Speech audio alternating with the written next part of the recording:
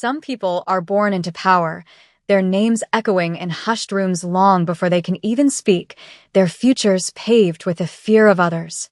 Others are born into silence, their existence a quiet struggle against the grinding gears of a world that barely acknowledges them.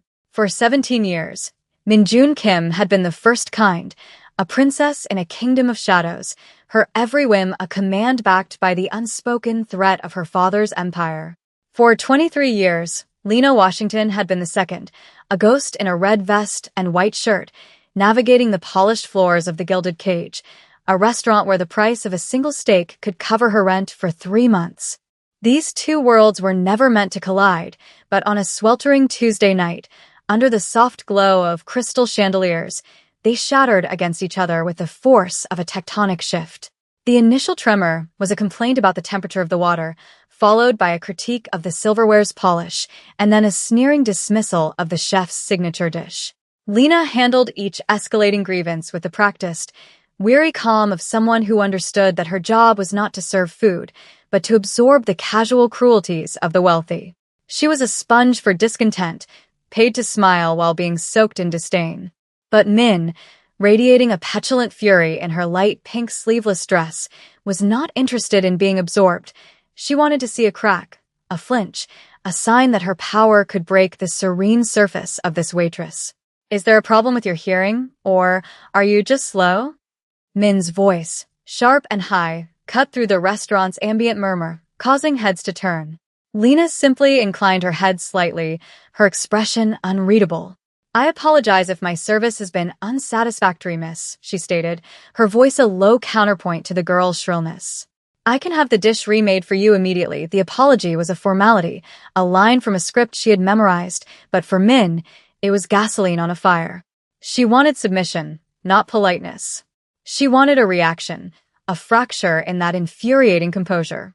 She stood abruptly, her chair scraping harshly against the marble floor. "You apologize?" she spat, her face contorted with a rage far too large for her delicate features. "You think an apology fixes your incompetence?" And then her hand flew, a pale blur arcing through the air, aimed directly at Lena's face. The slap was meant to be the final, resounding note of her dominance, a physical punctuation mark to her verbal assault. But it never landed. In the space between heartbeats, Lena's own hand moved, a fluid, economical motion that seemed impossibly fast. Her fingers closed around Min's wrist, stopping the blow inches from her cheek. There was no struggle, no violent jerk, just a firm, unyielding grip that held the younger woman's fury suspended in midair. The clatter of a dropped fork from a nearby table was the only sound in the suddenly silent dining room. Every eye was fixed on the tableau, the furious Mafia princess, held captive by the quiet defiance of a poor waitress who had, in one impossible moment, refused to be broken.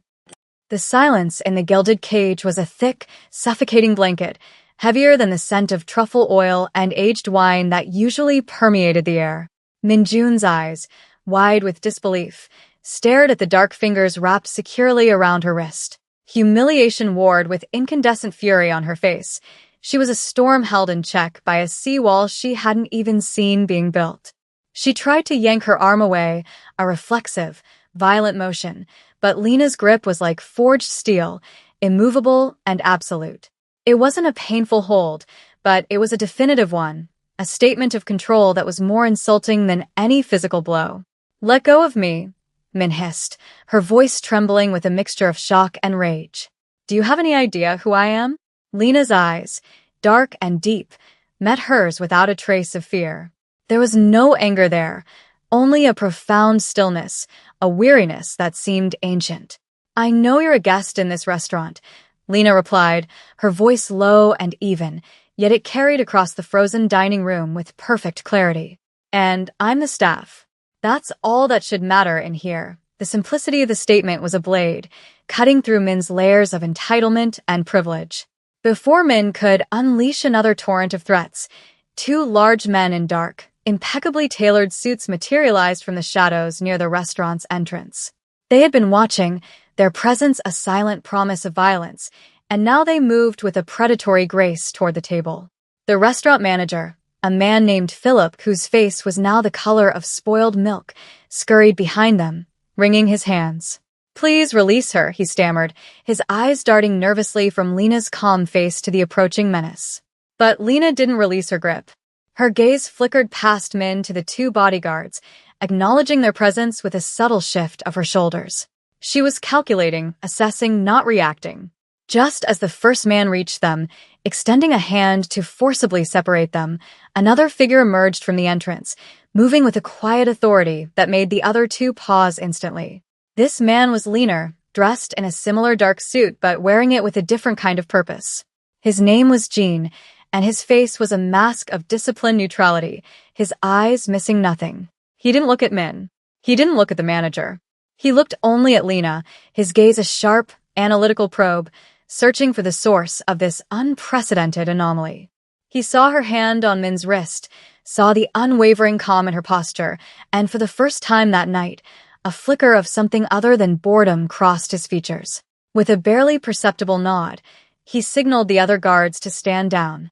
The immediate threat had been neutralized, not by force, but by a silent command from someone far higher in the food chain. Lena finally released Min's wrist, her fingers uncurling slowly. The princess snatched her arm back, rubbing the faint red marks as if she had been burned. The spell was broken, but the consequences were just beginning to coalesce in the charged air around them. Lena was fired before the last of the evening's patrons had even paid their bills. Philip, the manager, delivered the news in his glass-walled office, unable to meet her gaze, his words a rushed apology wrapped around the hard kernel of necessity. He spoke of maintaining the restaurant's reputation, of appeasing a valuable client, of having no other choice. Lena listened without comment, her face betraying nothing. She had expected this. In her world, defiance had a price, and that price was always paid by the person with less power. She collected her final paycheck, a thin envelope that felt insultingly light, and walked out the back service door into the damp, grimy alley. The oppressive humidity of the city night wrapped around her, a familiar discomfort. For a moment, she leaned against the cool brick wall, closing her eyes and just breathing, the scent of garbage and rain filling her lungs. It was the smell of her reality, a stark contrast to the perfumed air of the dining room she had just left behind. Her future was a blank, terrifying page. Rent was due, her cupboards were nearly bare, and her prospects were now tarnished by an incident that would surely follow her. Yet, underneath the anxiety, there was a strange, unfamiliar feeling, a sliver of satisfaction. She had not broken. She had not bowed. As she pushed herself off the wall, ready to begin the long walk home, the alley was suddenly flooded with the blinding white glare of headlights. A long, black sedan had pulled silently to the curb, its engine a low, menacing purr that seemed to absorb all other sound. The passenger door opened, and Jean stepped out, his silhouette framed against the harsh light. He moved with the same unnerving stillness she had noticed inside, a predator conserving its energy. He didn't approach her menacingly. He simply stood there, a human barrier between her and the street. "Lena Washington," he said. It wasn't a question. His voice was flat, devoid of emotion, the sound of polished stone. "My employer wishes to speak with you." Lena's heart, which had remained steady throughout the entire ordeal with Min, now gave a hard, painful thud against her ribs. This was the true consequence, the one that went far beyond a lost job. This was the Shadow Empire reaching out from its gilded cage to pull her in. "I think there's been a misunderstanding," she said, her voice steady despite the cold knot of dread tightening in her stomach. "I have nothing to say to your employer." Jean took a single, deliberate step forward, the light glinting off his perfectly polished shoes. "This is not a social invitation, Miss Washington," he clarified, his tone leaving no room for negotiation. "You will get in the car." He held the door open, a gesture that was simultaneously polite and utterly threatening. Lena looked from his impassive face to the dark, cavernous interior of the car. Every instinct screamed at her to run, to disappear into the labyrinthine city streets. But she knew, with a certainty that chilled her to the bone, that running was not an option. These were not people you could outrun. They were a force of nature, a gravity well, and she was already caught in its pull. With a final, resigned breath, She walked past him and slid onto the cool leather of the back seat. The door closed behind her with a solid, definitive thud, sealing her in with the scent of money and danger. The car moved through the city like a shark through water, silent, sleek, and utterly dominant. No red light seemed to touch it. No traffic dared to impede its progress. Lena sat perfectly still, her hands resting in her lap, watching the blurred neon lights of the city streak past the tinted windows. Beside her, Jean was a statue of silent vigilance, his gaze fixed forward, though she could feel the weight of his awareness on her. They didn't travel to a warehouse on the docks or a seedy downtown club as she might have expected from movies. Instead, the sedan glided into a pristine, private underground garage beneath a towering skyscraper of gleaming glass and steel. The air here was cool, filtered, and sterile. The journey from the car to the private elevator was conducted in the same unnerving silence, their footsteps echoing softly on the polished concrete. The elevator ascended with dizzying speed, a silent, gilded cage lifting her into the heavens. When the doors whispered open, they revealed not a penthouse apartment, but a vast, minimalist office that seemed to occupy the entire floor. The far wall was a single, immense pane of glass, offering a breathtaking, godlike view of the sprawling city below.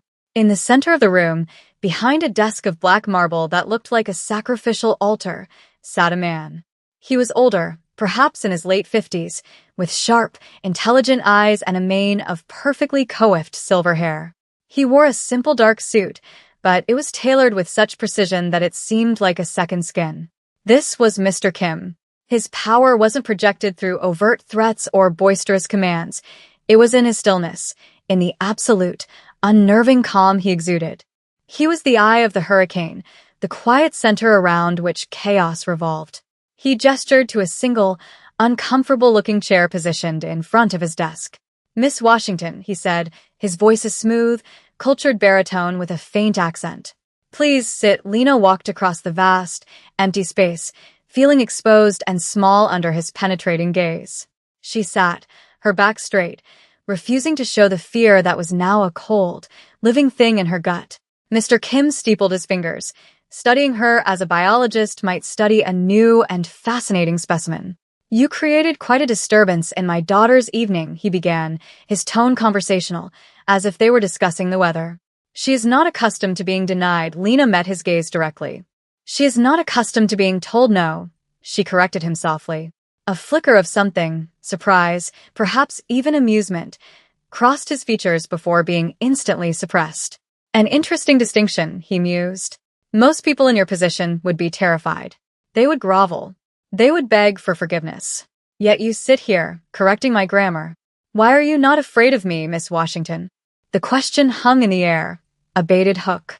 He was testing her, probing for the weakness, the fear he expected to find. Lena thought for a moment, considering the truth. "Fear is a luxury," she said finally, her voice clear and steady. "It's for people who have something left to lose. I lost my job tonight.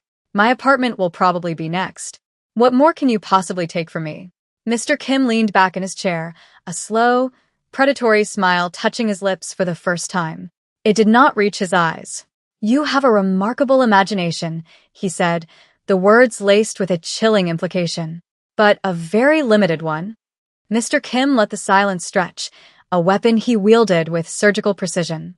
He watched Lena, waiting for her composure to crack, for the bravado to crumble under the weight of his unspoken threat.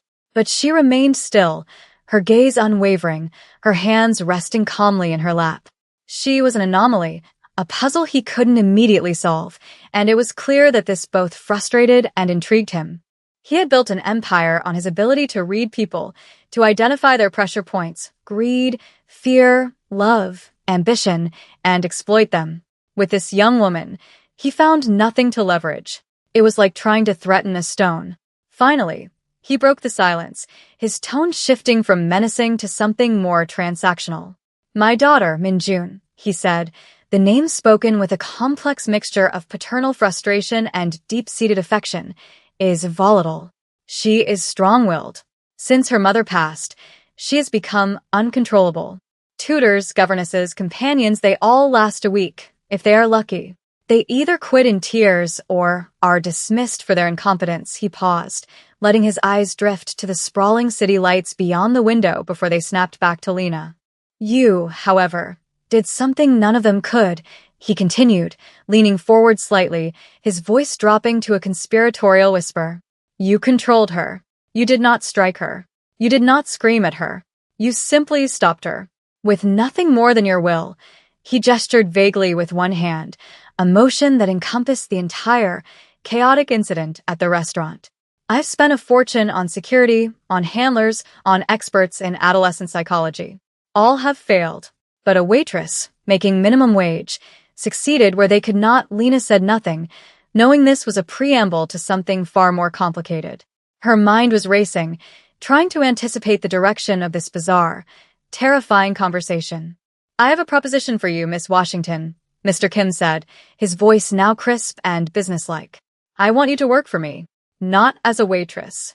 I want you to be Minjun's companion. Your only job will be to stay with her, to accompany her, and to ensure she does not create disturbances. He named a sum of money that made the air leave Lena's lungs. It was a life-changing, fantastical number, enough to solve every problem she had, and 100 more she hadn't even thought of yet. But she heard the unspoken words hanging in the air. The job description was simple, but the reality would be a nightmare. She would be a warden in a velvet prison, constantly managing the whims of a volatile, entitled teenager who already hated her. And she would be living inside the lion's den, surrounded by men like Jean, under the constant, watchful eye of the predator sitting before her. Why me? She asked, the question genuine. Because you are not afraid of her, Mr. Kim answered instantly. And more importantly, you are not impressed by me. You see things for what they are. My daughter needs that. She is drowning in a world where everyone says yes. You will be her anchor. You will be her no. The offer was insane, a gilded cage presented as a golden opportunity. Her life of quiet poverty was hard, but it was hers. This new life would be luxurious, but it would belong to him. She weighed the crushing certainty of eviction against the terrifying uncertainty of this new path. One was a slow, grinding death. The other was a gamble, a high-stakes bet where she could lose far more than just her apartment. Looking into the cold, calculating eyes of the city's most dangerous man, Lena made her choice. The Kim estate was less a house and more a self-contained fortress, a modern palace of glass, steel, and stone nestled in the most exclusive, secluded hills overlooking the city. Lena's first day began not with a welcome, but with an induction. She was given a room, a suite, really, that was larger than her entire former apartment, with a view that could have been on a postcard. But the floor-to-ceiling windows felt like the bars of a cage, and the silence of the house was heavy and oppressive. Her new wardrobe had been pre-selected, a collection of understated, elegant clothes that felt like a costume. The red vest and worn-out sneakers were gone, replaced by silk blouses and tailored trousers. She was being remade, rebranded, assimilated into this new, dangerous world. Minjun's reaction to her arrival was exactly what Lena had anticipated. The girl's initial shock curdled into pure, unadulterated loathing. She saw Lena's presence not as companionship, but as an insult, a punishment delivered by her father for the scene at the restaurant. You, Min sneered, finding Lena in the vast, sterile living room. My father actually hired the help? I suppose I shouldn't be surprised. He enjoys collecting strays. Lena, who was examining a ridiculously expensive sculpture that looked like a twisted piece of metal, didn't even turn around. Does he? She replied, her tone conversational. I wouldn't know. I'm new. The lack of reaction infuriated Min. She was used to provoking, to getting a rise out of people. Lena's calm indifference was a mirror that reflected her own childishness back at her, and she hated it. The next few days were a relentless campaign of psychological warfare. Min accidentally spilled a vibrant purple smoothie on one of Lena's new white silk shirts.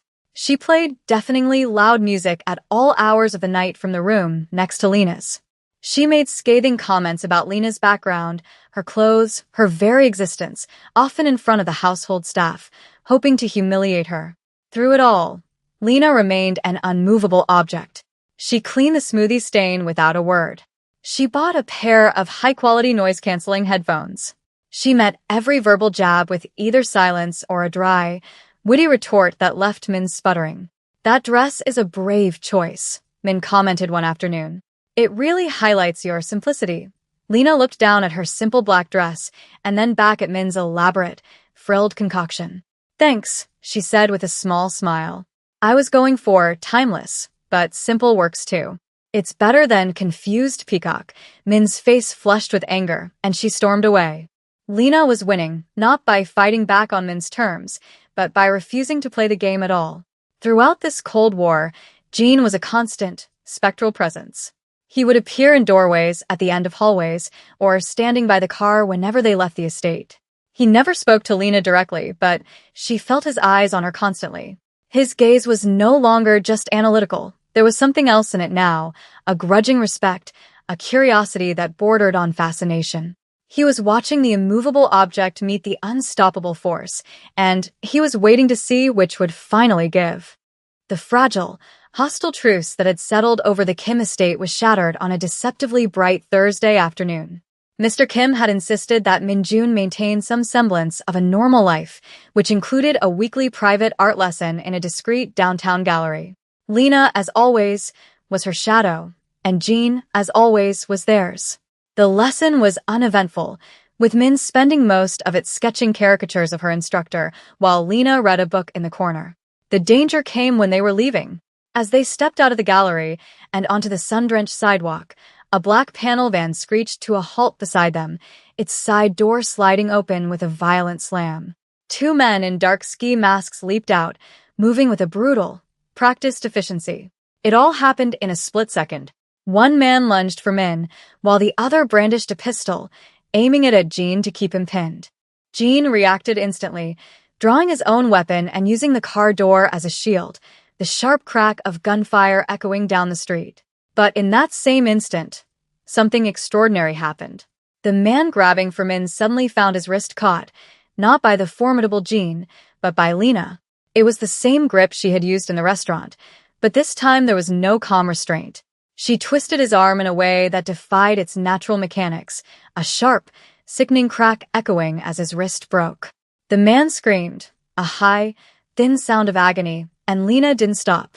She drove her elbow backward into his solar plexus, forcing the air from his lungs in a choked gasp. He crumpled to the ground, incapacitated. The second man, the one with the gun, turned his attention from Jean to this new, unexpected threat. He swung his weapon toward Lena, his eyes wide with surprise behind the mask. But he was too slow. Lena moved with a fluid, terrifying grace that was utterly alien to her persona as a waitress. She kicked the dropped art portfolio into his shins, unbalancing him for a fraction of a second. It was all the time she needed. She closed the distance, her hand striking his wrist and sending the gun clattering across the pavement. In the next motion, she slammed the heel of her palm into the side of his head. He dropped like a stone, unconscious before he hit the ground. The entire confrontation had lasted less than 5 seconds. Jean, who had been about to fire a second shot, stood frozen, his gun still raised, staring at Lena.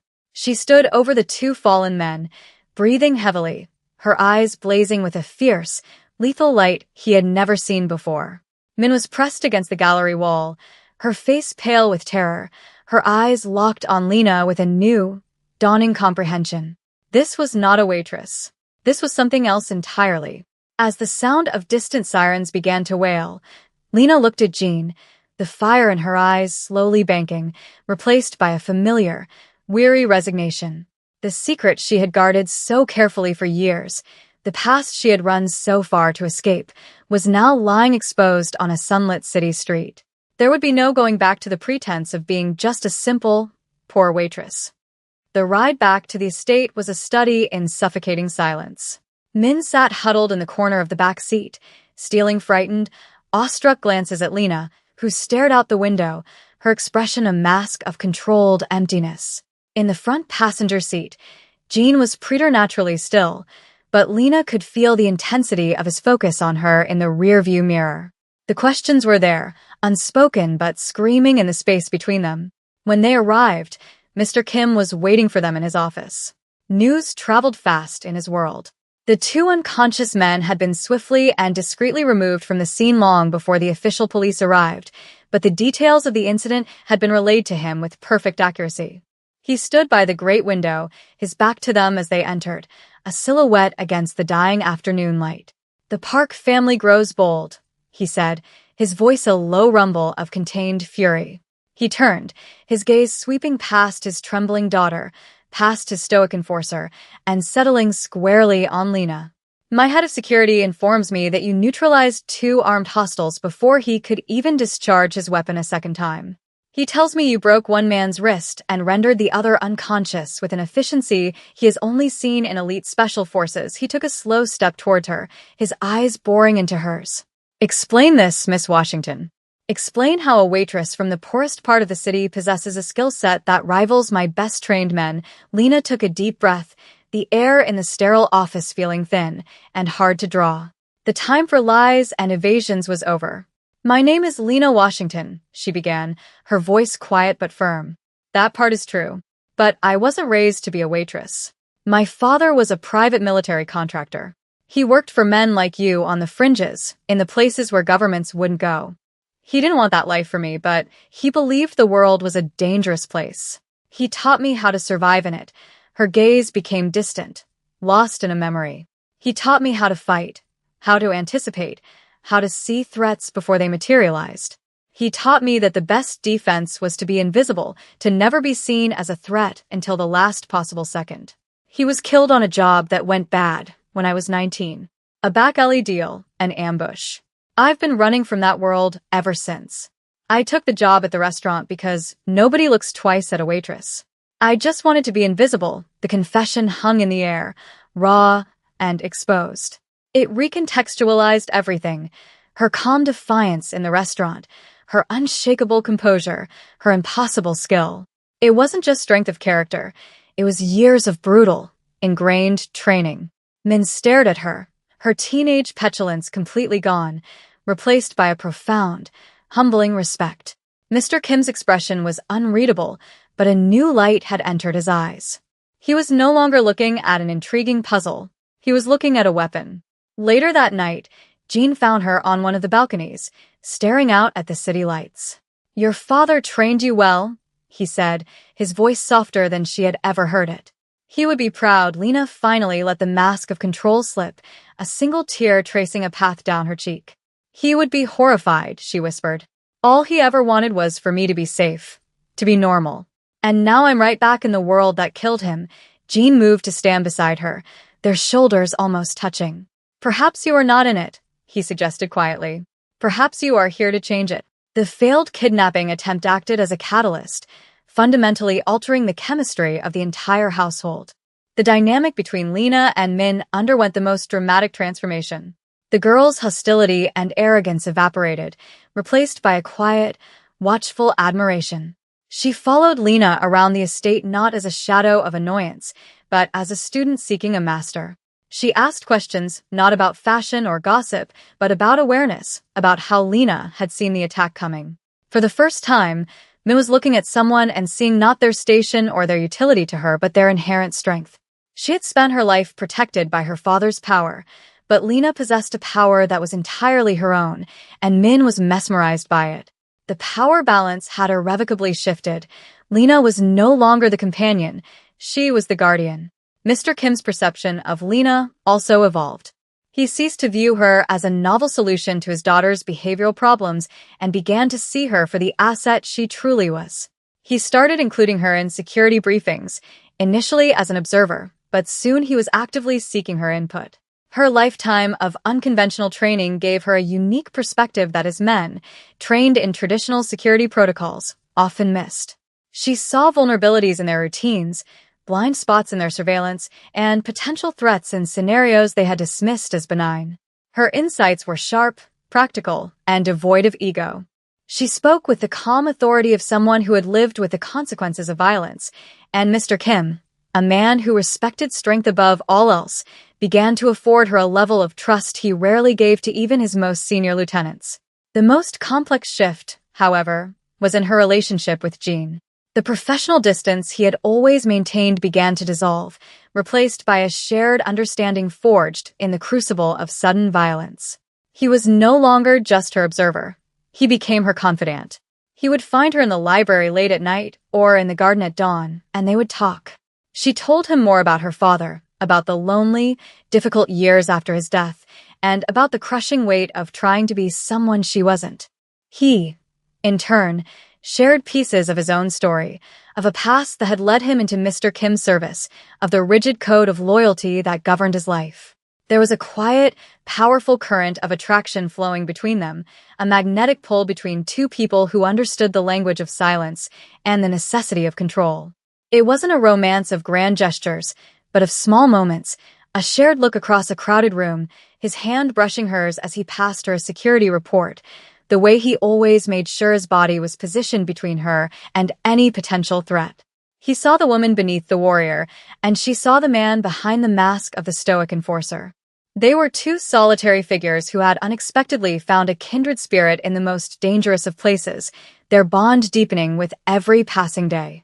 The Park family could not let their humiliation stand. Their failed, public attempt to kidnap Min-jun was a declaration of war, and their embarrassing defeat at the hands of a single woman was an insult that demanded a bloody response. Intelligence, gathered through Mr. Kim's extensive network, painted a grim picture. The Parks were consolidating their forces, calling in every asset they had for a single, decisive strike. They didn't want territory or a truce. They wanted annihilation. They planned to storm the Kim estate itself, a move so brazen and reckless that it bordered on suicidal, but their shame had burned away their caution. The atmosphere in the fortress-like home grew thick with tension. The quiet hum of daily life was replaced by the clipped, urgent conversations of security personnel and the subtle click of weapons being checked and rechecked. Mr. Kim moved through his home like a caged tiger, his usual calm replaced by a cold, coiled fury. He was ready for the storm to break. In this heightened state of alert, Lena became an indispensable part of the command structure. She walked the perimeter with Jean, her eyes scanning for weaknesses, her mind working 3 steps ahead of their enemy. She pointed out a blind spot in the camera coverage near the western wall and suggested reinforcing the gatehouse with something more than just manpower. "They'll expect us to defend the main entrance with everything we have," she explained during a tense briefing, gesturing to a holographic map of the estate. "It's a show of force. They'll use a smaller, faster team to breach the perimeter here, in the woods, where the terrain is difficult. They won't come through the door. They'll come over the wall." Her tactical acumen was undeniable, and her suggestions were implemented without question. As the sun set on the 3rd day, casting long, ominous shadows across the manicured lawns, the attack began. It started not with a frontal assault, but exactly as Lena had predicted. A coordinated explosion rocked the distant gatehouse, a diversion to draw their attention, while a dozen figures clad in black tactical gear swarmed over the western wall under the cover of darkness. Alarms blared, shattering the evening's peace. The fight for the Kim estate had begun. Lena was no longer a companion or an advisor, she was a combatant. With Jean at her side, she moved to intercept the breach team. Gunfire erupted, the night air filled with the percussive rhythm of war. Min, who had been secured in the house's panic room with her father, refused to cower. Peering through the reinforced monitor, she watched Lena move through the chaos, a blur of deadly, efficient motion. She saw the woman who had calmly stopped her hand in a restaurant now fighting for her life, for all their lives. An alliance of respect had been forged between them, but now, watching Lena defend her home, it deepened into a bond of unwavering loyalty. In the midst of the firefight, Lena came face to face with the leader of the Park Syndicate's assault team, a huge, scarred man who clearly underestimated her. He lunged, expecting to overpower her with brute force, but she used his momentum against him, sidestepping his attack and driving her elbow into his side. He grunted in pain, surprised by her strength, and swung wildly. Lena ducked under his arm, her mind a whirlwind of tactical calculations, her body moving on pure, instinctual training as she prepared to end the fight. The battle for the Kim estate raged, a symphony of chaos played out under a moonless sky. Glass shattered, concrete chipped under the impact of bullets, and the manicured gardens became a war zone. While Jean and the other guards engaged the bulk of the assault force in a brutal, close-quarters firefight, Lena faced the hulking leader of the park team. He was a mountain of a man, all brute strength and raw aggression, but Lena was water, flowing around his clumsy, powerful attacks, finding the cracks in his defense. He swung a fist that could shatter stone, but she was no longer there, ducking beneath it and striking at the nerves in his thigh, causing his leg to buckle. He roared in frustration, a wounded beast, and charged again. This time, Lena didn't evade. She stood her ground, and as he closed in, she dropped low, sweeping his feet from under him. The giant crashed to the ground, the impact shaking the flagstones. Before he could recover, she had his arm twisted behind his back in a submission hold, a knee pressed firmly into his spine. "Call them off," she ordered, her voice a low, dangerous command in his ear, breathless but steady. "It's over," he just spat in response, a final act of defiance. From the corner of her eye, Lena saw a secondary group of attackers using the main fight as cover, making a desperate push for the house's main entrance, where Mr. Kim and Min were sheltered. There was no time for negotiation. With a grim finality, she applied a sharp, precise burst of pressure, and the man went limp beneath her. She grabbed his radio, her voice cutting through the static-filled channel. "Your leader is down," she announced, her tone cold and absolute. "The assault has failed. Lay down your weapons now, or none of you will walk out of here." A moment of stunned silence followed, then panicked, confused chatter. Her decisive action had broken their morale. Seeing their commander fall, and hearing the voice of his conqueror on their comms shattered their resolve. The tide of the battle turned instantly. The remaining attackers, their coordinated push now a chaotic scramble, began to fall back or surrender under the renewed, ferocious counterattack from Jean and his men. The gunfire tapered off, replaced by the sounds of shouting, the securing of prisoners, and the distant, approaching wail of sirens, this time called as a cleanup crew, not as a response. In the smoky, debris-strewn aftermath, the grounds fell into an eerie quiet. Lena stood, her body aching, her knuckles bruised, covered in dust and grime. She looked not like a waitress, or a companion, or even a warrior, but simply a survivor. Mr. Kim and Min emerged from the house. The patriarch surveyed the scene of destruction, his face grim but victorious. His gaze found Lena, and for the first time, he looked at her with something that transcended respect. It was awe. Min rushed to Lena's side, not with words, but with a simple, powerful gesture. She took Lena's hand, her grip tight and unwavering. In the flickering emergency lights, the girl who had once tried to strike her now clung to her as a lifeline. The power reversal was absolute and complete. The poor waitress, the invisible woman, had become the unshakable pillar holding their entire world together. She had met the storm head-on, and she had not only survived it, she had commanded it. The war for the estate was over, but Lena's new life, the one she had been thrust into, was only just beginning.